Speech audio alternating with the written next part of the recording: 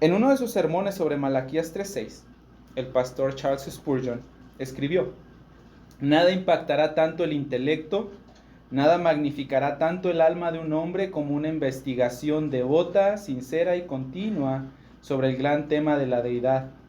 El estudio más excelente para expandir el alma es la ciencia de Cristo y de Él crucificado y el conocimiento de la divinidad en la gloriosa Trinidad.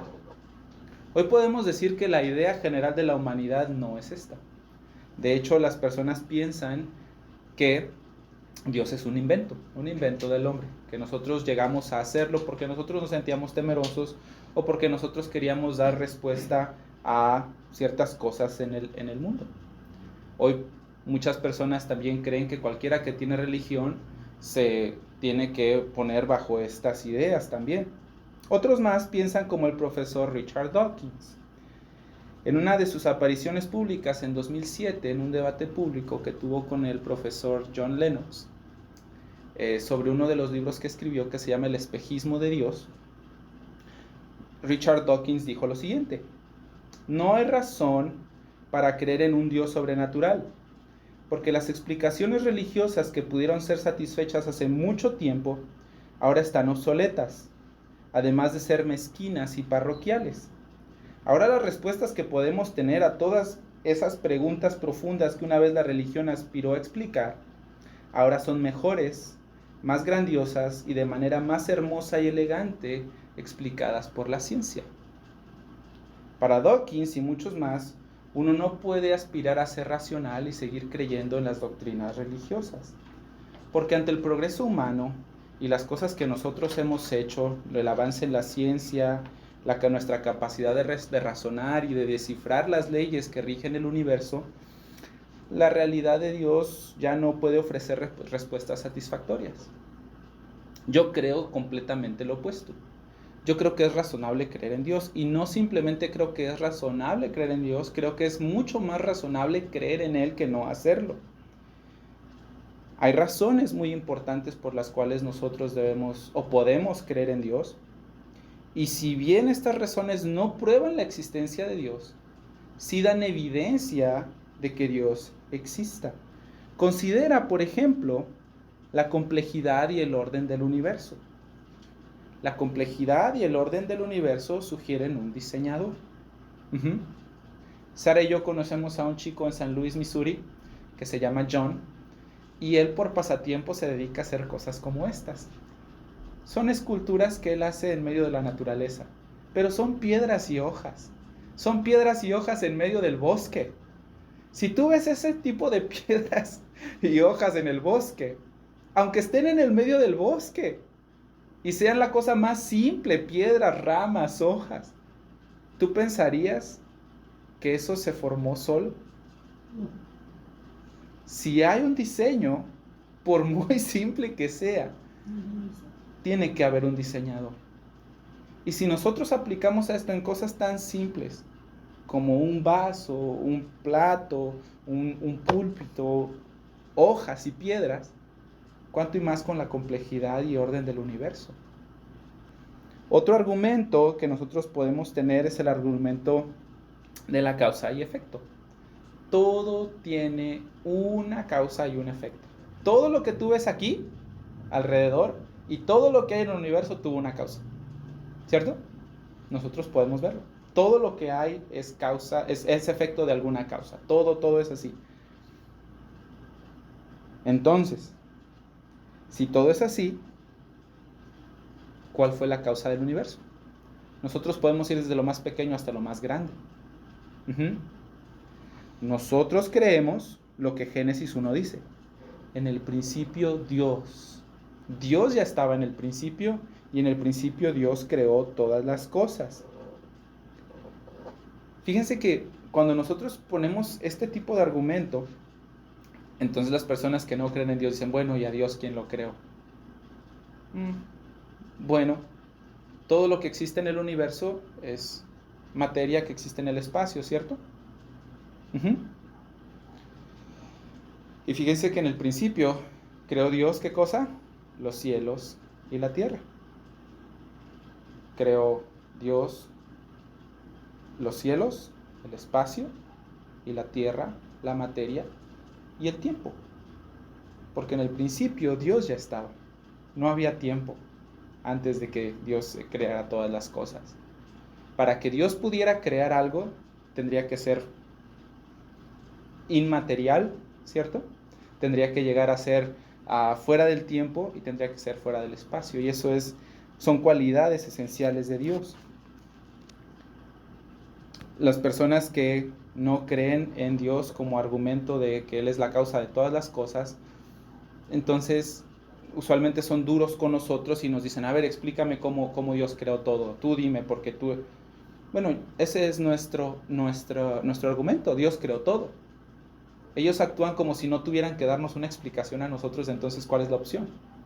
¿Cuál es la opción entonces? ¿Que todo vino así por causa de la casualidad? Ni siquiera las piedras y las hojas se organizan así como nosotros lo vimos hace ratito por casualidad. Mucho menos algo tan complejo, tan complejo. Porque el orden viene de una mente ordenada. El orden jamás viene del caos. Otro argumento es la vida misma. La vida siempre viene de la vida. No hay nada que no esté vivo que produzca cosas vivas. Eso es lo más lógico del mundo y lo más razonable del mundo. La vida no viene de objetos inanimados. Y aquí es donde muchas personas también dicen, bueno, pero se han hecho muchas simulaciones en las universidades y se han hecho simulaciones acerca de cómo era la atmósfera de antes y pusieron ahí los químicos correctos y entonces se han podido producir la mayoría de todos los componentes necesarios para la vida, si no es que todos. Pero ese argumento no invalida lo que nosotros acabamos de decir, la vida produce vida. ¿Quién estaba haciendo esos experimentos? ¿Quién produjo las enzimas y las proteínas que se necesitaban para la vida? Científicos, ¿cierto? Pero no podría llegar a ser posible que esas cosas se pusieran así en orden. Todo es posible, todo es posible. La pregunta aquí es, ¿qué es lo más razonable? ¿Que las cosas se alineen solas a un grado tan profundo como nuestro ADN y que sean tan complejas a ese nivel? ¿O que haya una mente que lo hizo? La vida siempre produce vida. La vida siempre produce vida. Y la última cosa que nosotros podemos tener ahí, o que yo les puse, es nuestro sentido sobre lo bueno y lo malo. Todos nosotros tenemos ideas sobre lo que es bueno y lo que es malo. Las personas piensan que lo que es bueno y lo que es malo depende de la cultura, depende de la situación, depende del país, del lugar, del tiempo donde estés, y la verdad es que no. Hay cosas que son malas y siempre van a ser malas y seguirán siendo malas y siempre han sido malas, y hay cosas que son buenas y que siempre han sido buenas y que seguirán siendo buenas y que siempre lo han sido. Las personas que creen en este bueno y malo que depende de la circunstancia, que las personas lo llaman relativismo moral, bueno, pregúntale si violar a una niña está mal. O pregúntale si andar vendiendo niñas, como lo hacen aquí en nuestro país, está mal. Pregúntale también si que le roben su carro es algo que está mal. Pregúntale eso. ¿Está mal el tráfico de personas? Bueno, eso no depende ni de ti ni de mí. Eso está mal y punto. ¿Cierto? Entonces, este estándar moral que nosotros tenemos, que no depende ni de ustedes, ni de mí, ni de nadie más, sugiere que alguien más lo puso. Porque para que sea válido el estándar, alguien más lo tiene que poner. No yo, no tú, sino otra persona. Este tipo de cosas nos ayudan a entender que nosotros podemos conocer a Dios por medio de la razón. Una razón que es súper simple, que es lo más llano posible y que nosotros no tenemos que ser científicos de la NASA para poder razonar de esta manera. Son cosas que todo el mundo entiende, todo el mundo puede entender. La complejidad del universo sugiere un diseñador, el principio de causa y efecto, que es un principio inviolable en el universo, nos tiene que decir que tuvo que haber una causa principal de todas las cosas. La vida siempre da vida y nuestro sentido de lo bueno y lo malo también lo hace. Y cuando tú tomas tu Biblia, todo está ahí.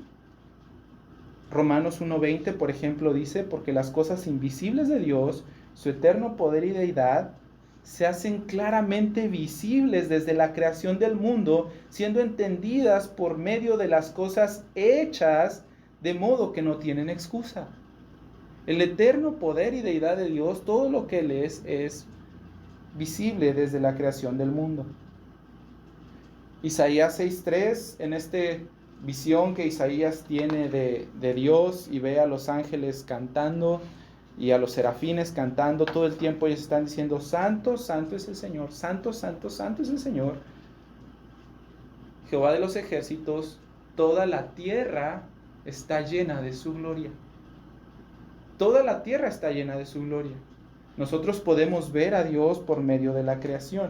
Y es lo mismo que dice el rey David en el Salmo 19:11. Los cielos cuentan la gloria de Dios y el firmamento anuncia la obra de tus manos. Nosotros podemos entender y saber que Dios existe por medio de la razón y de la naturaleza. Cuando uno mira todo lo que hay en el mundo y lo hace con cuidado, es inevitable llegar a la conclusión de que Dios es el que creó todas las cosas. El pastor MacArthur, como siempre, nos ayuda y dijo una vez en uno de sus sermones sobre la existencia de Dios, como cristianos aceptamos un gran milagro, Dios. Y entonces todo lo demás tiene sentido. Un ateo niega a Dios y necesita un milagro para todo lo demás. Si no fue Dios el que creó el universo, ¿quién lo hizo? ¿El desorden, el caos y la suerte? ¿De verdad es mucho más razonable pensar que ese tipo de cosas y no una mente inteligente diseñaron este universo que tiene un diseño tan exacto y tan preciso? Nuestro ADN, que es un idioma complejísimo, ¿de verdad sugieres que vino de que un componentes químicos sin vida eventualmente, no sé cuál será la probabilidad de que eso sucediera, eventualmente salió y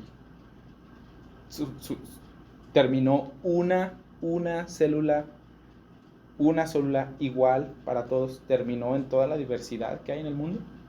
¿De verdad? ¿Qué es lo más razonable para nosotros? Dice el pastor MacArthur, un ateo niega a Dios y necesita un milagro para todo lo demás. Pero ellos dicen que se necesita mucha fe para creer en Dios. Tal vez tú pienses que ese es uno de sus sermones más recientes, pero la verdad es que no. Lo predicó el 24 de agosto de 1975. Hace mucho tiempo.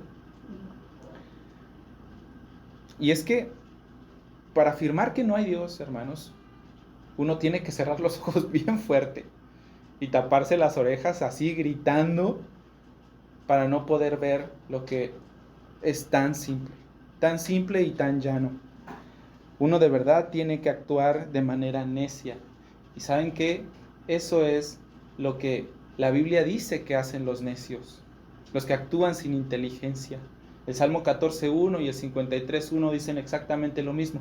Dice el necio en su corazón, no hay Dios. No hay Dios. Bueno, entonces, ¿por qué ellos, teniendo estas cosas que son tan simples, tan visibles, tan notorias, tan manifiestas para todos nosotros, aún así no lo entienden? Bueno, yo creo que la respuesta está en Romanos 1. Romanos 1 del 18 al 23. Porque la ira de Dios se revela desde el cielo contra toda impiedad e injusticia de los hombres que detienen con injusticia la verdad. Ellos detienen la verdad. Y luego dice el 19, porque lo que de Dios se conoce, les es manifiesto. O sea, es bien visible. Lo puedes ver. Pues Dios se los manifestó. Porque las cosas invisibles de Él, su eterno poder y deidad, se hacen claramente visibles desde la creación del mundo, siendo entendidas por medio de las cosas hechas, de modo que no tienen excusa. Pues habiendo conocido a Dios, no le glorificaron como a Dios, ni le dieron gracias, sino que se envanecieron en sus razonamientos y su necio corazón fue entenebrecido, se oscureció. Profesando ser sabios, se hicieron necios y cambiaron la gloria incorruptible de Dios en semejanza de imagen de hombre corruptible, de aves, de cuadrúpedos y de reptiles. ¿Qué hacen ellos entonces? Ellos cambian la gloria de Dios, ellos detienen con injusticia la verdad. De hecho, si ustedes siguen leyendo en Romanos 1:25 dice que cambiaron la verdad de Dios por la mentira, y en Romanos 1:28 dice, como ellos no aprobaron tener en cuenta a Dios, Dios los entregó una mente reprobada. Y el 32 dice, ellos habiendo entendido el juicio de Dios, no solamente entienden que los que practican las cosas que Dios desaprueba son dignos de muerte, sino que también se complacen con ellos y las practican. Entonces, ¿qué está sucediendo ahí? Ellos activamente, de su propia voluntad, suprimen la verdad de Dios rechazándola. Ellos la cambian, ellos detienen la verdad, ellos cambian la gloria de Dios por la mentira. Ellos suprimen la verdad. Como les dije, cierran los ojos, se tapan las orejas gritando que no es así. Pero hay una razón más, que está en 2 Corintios 4, del 3 al 4. Y esta es, si nuestro evangelio está aún encubierto entre los que se pierden, está encubierto. No entre nosotros, los que somos salvos. Nosotros lo vemos claramente. Nosotros podemos ver la mano de Dios en todas las cosas claramente. Ellos no. En los cuales el Dios de este siglo cegó el entendimiento de los incrédulos para que no les resplandezca la luz del evangelio. Satanás también los ha engañado a ellos. Entonces, aunque la creación y la razón nos dejan ver claramente que Dios no es una superstición, la creación y nuestra razón no nos enseñan todo acerca de Dios también. Y eso es algo que nosotros debemos de entender. Si bien la creación nos ayuda a entender que hay un Dios, no nos enseña todo acerca de Dios. No nos lo enseña. De hecho, muchas personas han malinterpretado a Dios de muchas maneras, como dice Romanos 1:23, cambiándolos por imágenes de animales, ¿de cierto? De cosas creadas, el Dios del sol, el Dios de la lluvia, el Dios jaguar, ¿cierto? De nuestra propia cultura. Pero nosotros seguimos haciendo lo mismo. Tal vez ya no adoramos un animal, tal vez ya no danzamos para que venga lluvia, pero nosotros seguimos adorando cosas creadas, nosotros nos adoramos a nosotros mismos y a nuestro razonamiento y a las cosas que nosotros podemos llegar a hacer y descifrar. Eso es lo que nosotros hacemos.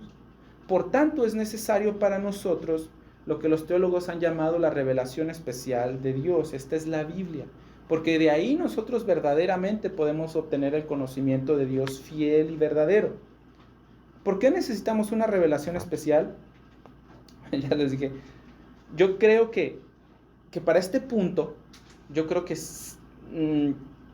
espero que sea notable para ti, que siempre que nosotros conocemos algo de Dios no es porque nosotros lo descubrimos.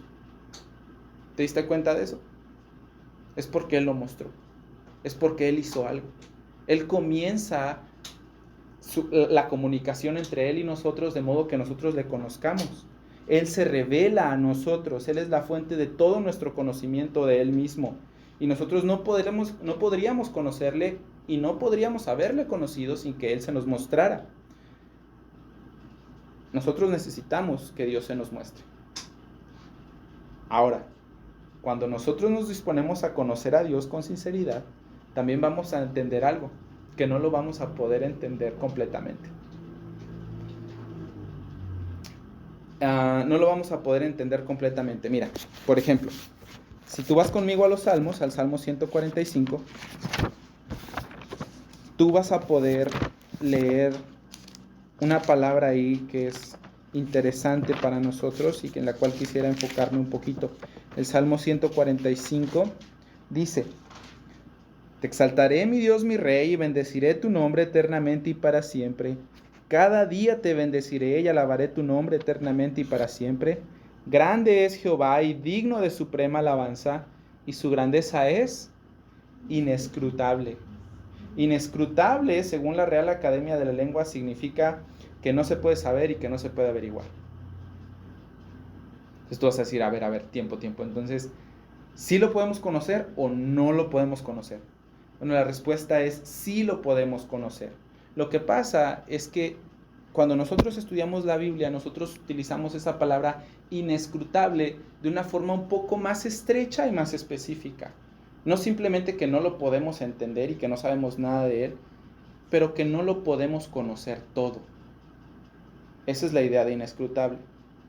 En algunas otras traducciones de la Biblia, inescrutable se traduce como insondable. O sea, insondable es un término marítimo de que no se puede sondear. No puedes llegar hasta el fondo de todo.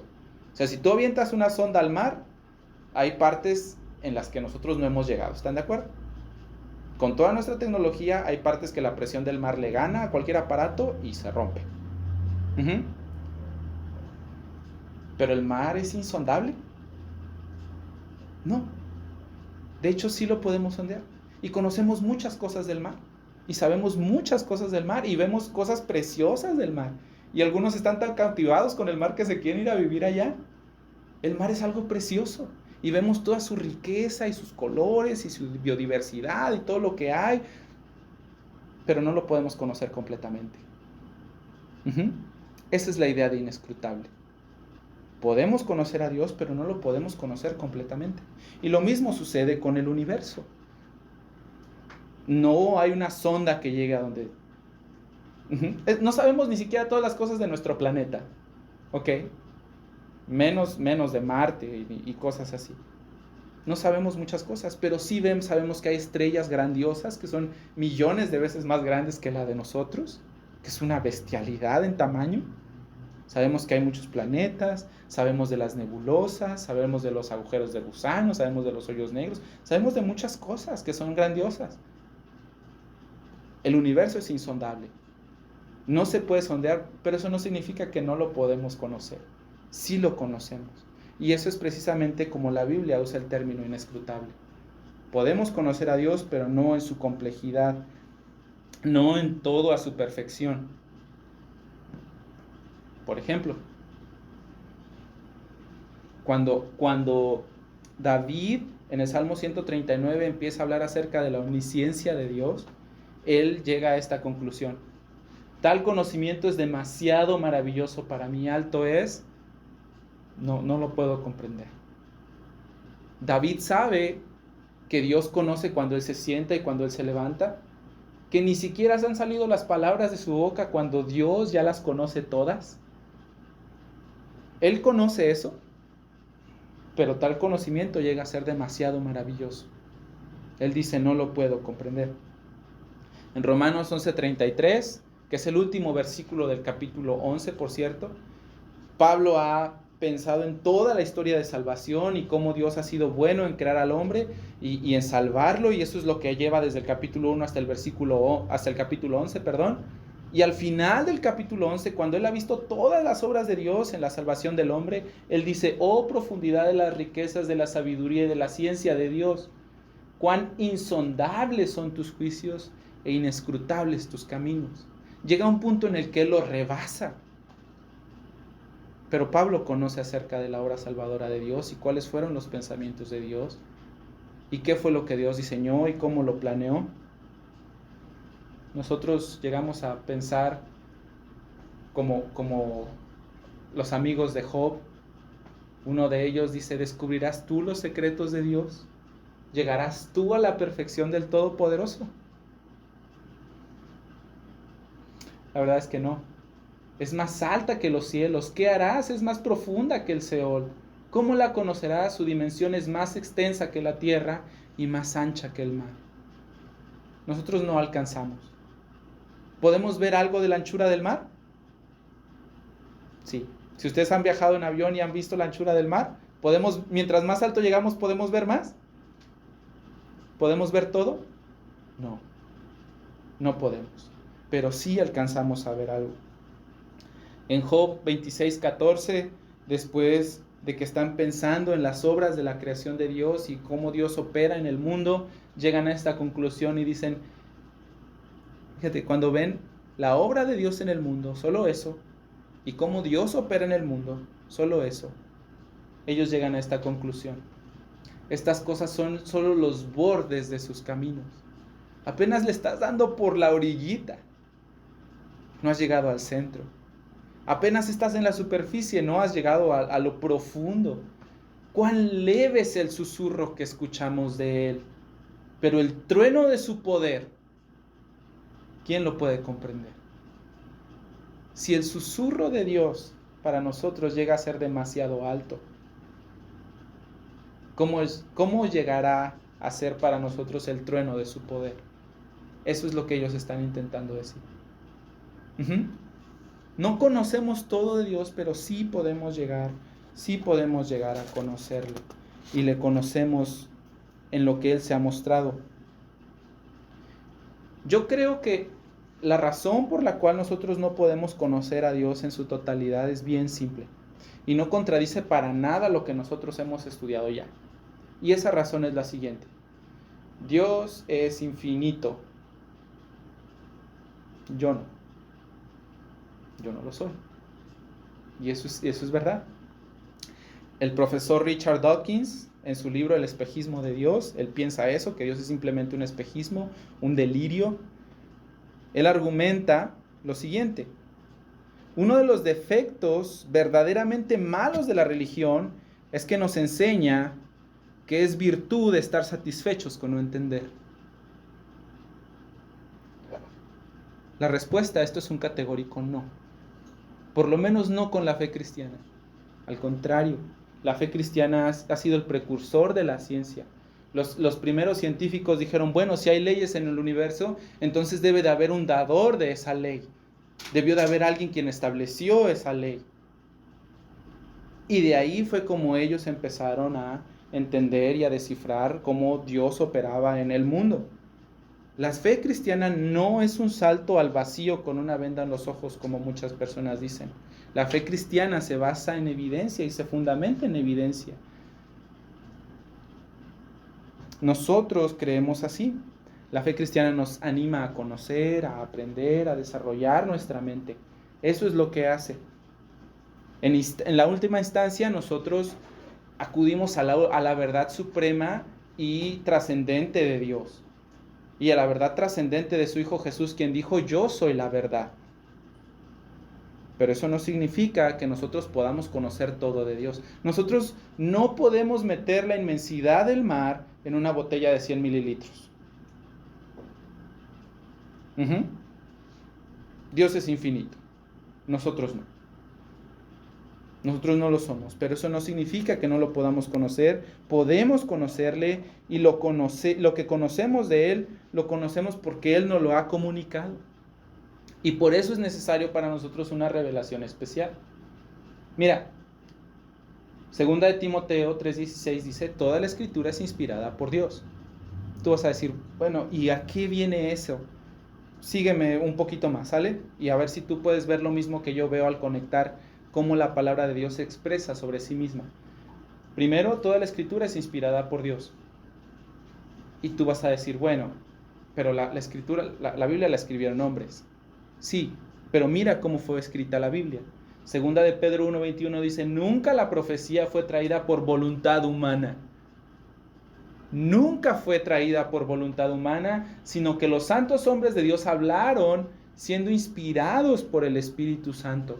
Fue el Espíritu Santo quien literalmente exhaló las palabras que nosotros tenemos en la palabra de Dios. ¿Y por qué eso es tan importante?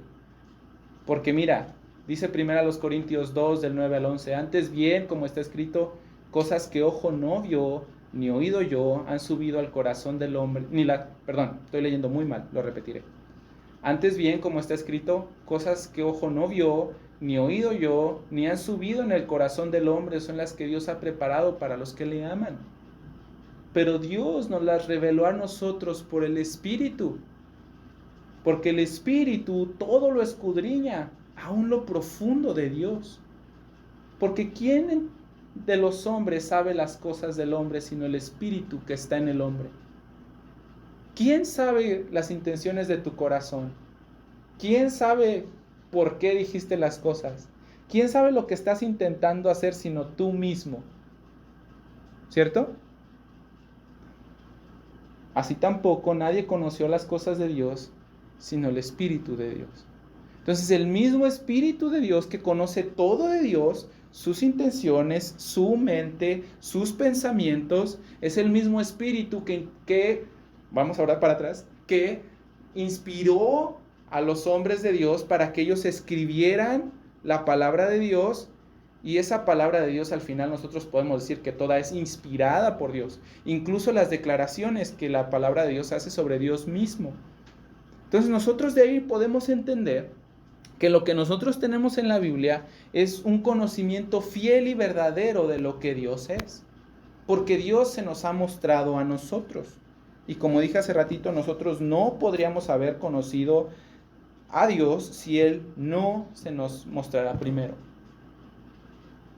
Y si nosotros llegáramos a hacer eso, hermanos, nosotros vamos a decir, como dice el Salmo 139, cuán preciosos me son, oh Dios, tus pensamientos, cuán grande es la suma de todos ellos. Mientras más nosotros aprendamos sobre Dios, nosotros más vamos a llegar a este punto en el que nosotros también vamos a poder disfrutar de lo que Él hace y de atesorarlo y de verlo como dulce para nosotros y como precioso. Ahora, por favor, nota que esto no se trata de entender cosas de Dios, que no se trata de saber cosas de Dios o de lo que Él hace nada más como si fuera información y ya.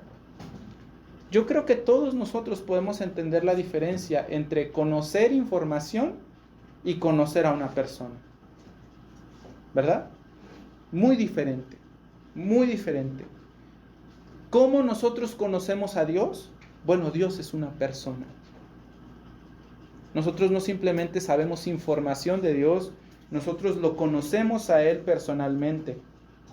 Algunos dirán que eso no se puede. No, Dios es altísimo, Dios no se puede conocer personalmente. Pero ¿saben qué? Esa es la gloria del nuevo pacto que Dios estableció con los hombres. Ese nuevo pacto del cual se nos habla en Jeremías y el cual el Señor Jesús selló con su sangre. Mira lo que dice Jeremías 31:31 sobre el nuevo pacto. He aquí vienen días, dice Jehová, en los cuales haré nuevo pacto con la casa de Israel y con la casa de Judá, no como el pacto que hice con sus padres el día que tomé su mano para sacarlos de la tierra de Egipto, porque ellos invalidaron mi pacto, aunque fui yo un marido para ellos, dice Jehová. Pero este es el pacto que haré con la casa de Israel después de aquellos días, dice Jehová. Daré mi ley en su mente y la escribiré en su corazón, y yo seré a ellos por Dios y ellos me serán por pueblo. Y no enseñará más ninguno a su prójimo ni ninguno a su hermano diciendo, conoce a Jehová, porque todos me conocerán. Desde el más pequeño de ellos hasta el más grande, dice Jehová. Porque yo perdonaré la maldad de ellos y no me acordaré más de su pecado. Todos me conocerán. Todos me conocerán. Esa es la gloria del nuevo pacto, que nosotros podemos llegar a conocer a Dios. Nosotros tenemos el gran privilegio de conocerlo personalmente, y no como mera información. Eso es maravilloso para nosotros. ¿Por qué? Porque Dios en su ternura y en su amor y en su gracia no simplemente nos deja conocerlo y ya, sino que además lo hace de manera que nosotros podamos entenderlo. No sé si me explico, o yo no sé si tú ves la gloria de eso. ¿Alguien conoce a Usain Bolt? ¿Saben quién es ese cuate? ¿No? Bueno, por muchos años él fue el hombre más rápido del planeta, un tipo que rompió todos los récords en el atletismo. O sea, una brutalidad. Una brutalidad. Corría como nadie. Piensa en Usain Bolt agarrando de la mano a un bebé y ayudándolo a caminar. Pudiendo ir rapidísimo. Él es capaz de caminar a 1 kilómetro por hora. Tal vez menos. Para poder ayudar a ese niño a caminar. Dios en su ternura no nada más ha hecho que nosotros digamos, bueno, pues sí, Dios sí, y nos ha dado algo y a ver cómo le hacen para entenderlo. No. Él se ha humillado a bajarse a nuestro nivel de modo que nosotros podamos entenderlo y comprenderlo y poder atesorar lo que Él es. Esa es una de las cosas más padres y más ricas de la vida cristiana, porque nosotros no conocemos a Dios como conocemos la ley. Nosotros podemos llegar a conocer a Dios como nos conocemos entre nosotros. Yo puedo hablar con Él y Él me habla a mí a través de su palabra. Yo puedo ir, presentarle mi corazón a Él en oración. Yo puedo ver su grandeza y responder a Él en alabanza. Él puede escucharme. Yo puedo tener la certeza de que Él vive en mí y de que Él conoce todo de mí, que Él está conmigo y de que Él está en medio de nosotros hoy. Nosotros podemos conocer a Dios no como una cosa, sino como una persona, y no conocerlo como una persona allá a lo lejos, sino conocerlo a Él mismo personalmente. Entonces Dios llega a ser tan trascendente para nosotros en este asunto de conocerlo, y conocer a Dios llega a ser tan trascendente para nosotros que el Señor Jesús dijo: esta es la vida eterna. Esta es la vida eterna, que te conozcan a ti, el único Dios verdadero, y a Jesucristo a quien tú has enviado. Por tanto, hermanos, nosotros sí podemos conocer a Dios. Dios existe. Es razonable creer que Dios existe, y nosotros podemos conocerle y amarlo. Entonces, ahora, por tanto, yo quisiera pedirles, hermanos, que nosotros hagamos algunas cosas. Sean amables y valientes con los que no conocen al Señor. Sean amables con ellos.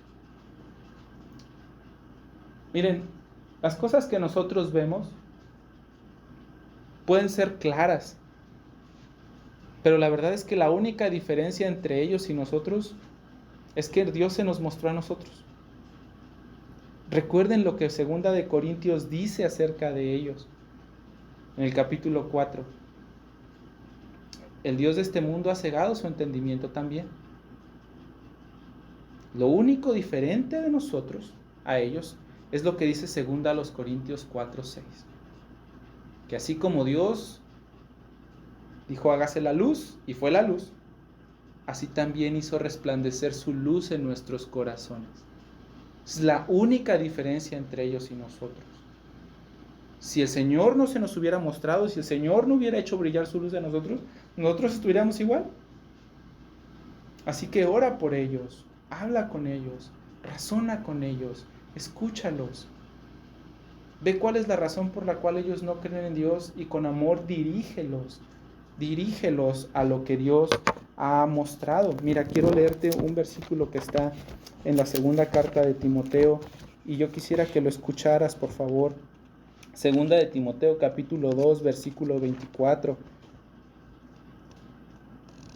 Dice: el siervo del Señor no debe de ser contencioso, sino amable para con todos, apto para enseñar, sufrido, y escucha esto, que con mansedumbre corrija a los que se oponen, por si quizá Dios les conceda que se arrepientan para conocer la verdad y escapen del lazo del diablo en que están cautivos a voluntad de Él.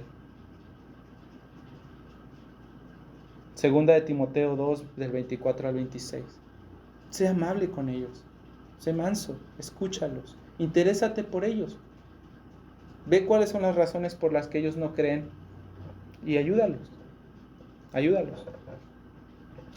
Segunda cosa que yo quisiera animarles a hacer ahora que nosotros estamos pensando en que sí podemos conocer a Dios y que lo podemos conocer profundamente, no en su totalidad, pero sí profundamente. Canta con alegría sobre su grandeza. Canta con alegría sobre su grandeza. Es un poco chocante, tal vez no es la mejor palabra, que los cristianos canten sobre la grandeza de Dios con un corazón frío. Es un poco chocante. Como si no se dieran cuenta de lo que están diciendo. Como si estuvieran hablando en alemán, tal vez. Yo no entiendo ni una jota de alemán. No sé ustedes. Pero si alguien me dice algo en alemán, tal vez lo voy a escuchar pero no voy a entender nada y no va a producir nada en mí. Canta al Señor con alegría, medita en su grandeza. Escucha lo que dice el Salmo 135. El Salmo 135 empieza diciendo lo siguiente: alaben el nombre de Jehová, alaben siervos de Jehová, los que están en la casa de Jehová, en los atrios de la casa de nuestro Dios. Alaben a Jehová, porque Él es bueno. En el conocimiento del carácter de Dios, ¿qué sale? Alabanza, ¿no? Sale adoración a Él. Canten salmos a su nombre porque Él es benigno. ¿Ves? Canten salmos a su nombre porque Él es benigno. Y como Él empieza ahí a hablar, el salmista, acerca de todas las obras de la ley y a decir todo lo que ha hecho, tanto en Egipto como en la creación, él termina diciendo en el versículo 19, casa de Israel, bendigan al Señor. Casa de Aarón, bendigan al Señor. Casa de Leví, bendigan al Señor. Los que temen a Jehová, bendigan a Jehová. Desde Sión se ha bendecido Jehová, quien mora en Jerusalén. ¿Ves?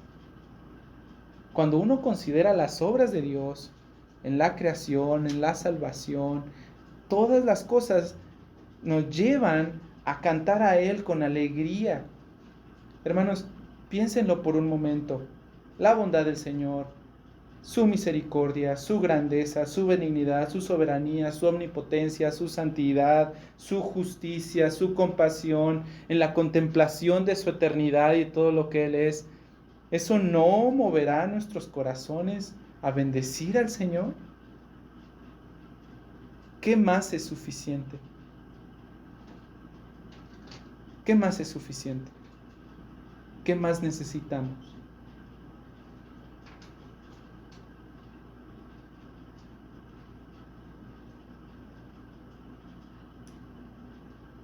Hermanos, yo creo que nuestra canción más dulce viene cuando nosotros reconocemos su grandeza, cuando nosotros somos capaces de ver su bondad y cuando nosotros en respuesta cantamos a ellos bendiciendo al Señor, es cuando nuestra canción se vuelve dulce. Mientras no, lo adoramos con asombro genuino y contemplamos con amor sincero sus perfecciones, aunque no lo podamos conocer del todo. Nosotros podemos hacerlo así. Entonces, sé amable con los que no conocen al Señor, sé valiente, habla con ellos, canta con alegría de su grandeza, pero también yo quisiera animarte a que la incomprensibilidad de Dios no sea razón para que te desanimes o seas perezoso en conocerlo. Pues al fin y al cabo que no puedo conocerlo, pues no leo, porque pues no lo puedo conocer completamente, entonces ¿para qué?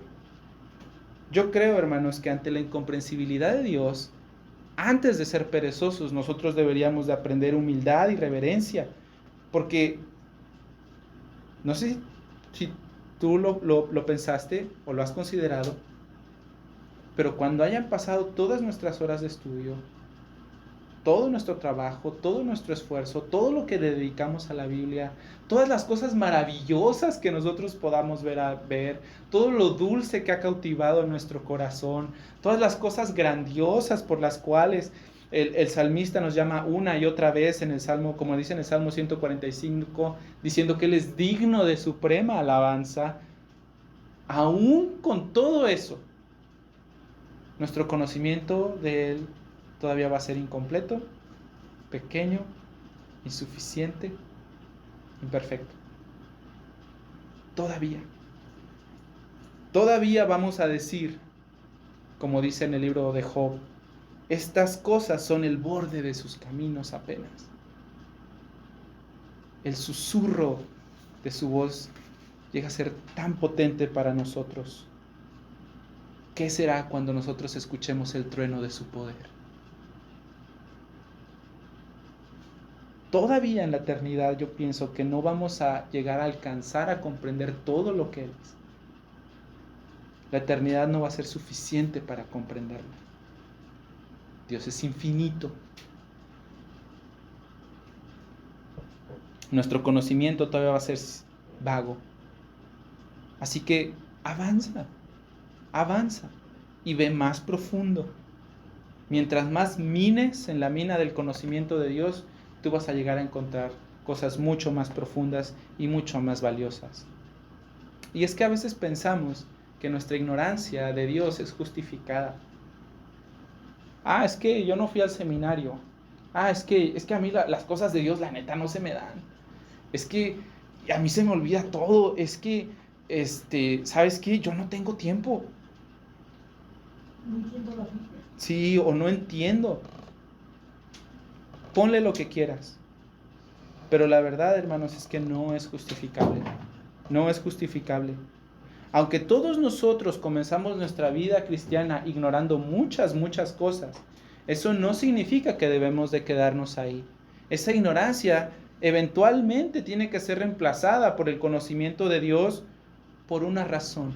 Y creo que no hace falta otra razón. Él se nos ha dado a conocer de manera en la que tú y yo podemos conocerlo. Él en su amor y en su gracia nos ha dado la capacidad de conocerlo. Él quiere que le conozcamos. Ahora, yo no digo que todos deban de tener, por así decirlo, el mismo nivel de conocimiento. Tal vez no es la mejor expresión, pero no se me ocurrió otra cosa. Yo no digo que todos tengan el mismo nivel. Pero lo que sí digo es que todos nosotros debemos de conocer al Señor lo suficiente como para vivir imitándolo como hijos amados. Eso sí, todos los creyentes debemos de conocer a Dios lo suficiente como para seguir el ejemplo del Señor Jesús.